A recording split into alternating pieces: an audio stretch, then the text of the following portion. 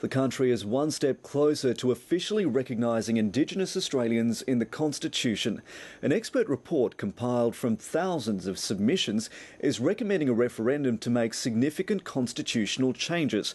But there's a long way to go before all Indigenous leaders and political parties can agree on the wording. George Roberts reports from Canberra. From welcome to country to official recognition of who was here first. Recognising us in the Constitution will bring along overdue sense of belonging. It's Indigenous intervention of the constitutional kind. Experts took 3,500 submissions. We just want to let you know that there is a report.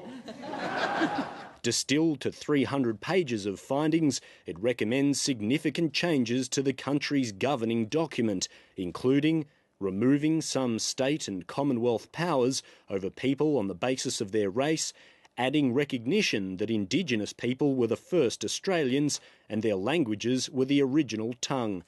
It also recommends a clause prohibiting racial discrimination, but protects the Commonwealth's powers to do things like the Northern Territory intervention in the name of helping the disadvantaged and advancing Indigenous people.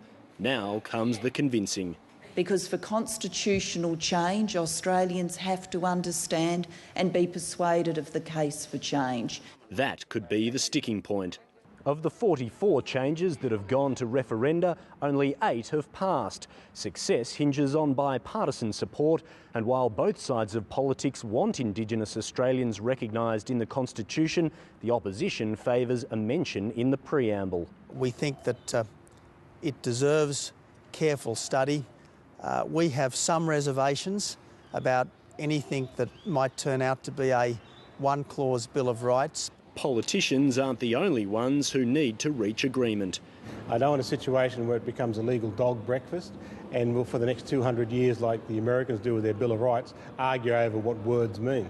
It'd be absolute disaster for Australia internationally and domestically if we put this question to the Australian people and didn't pass. There's still work to be done. George Roberts, ABC News, Canberra.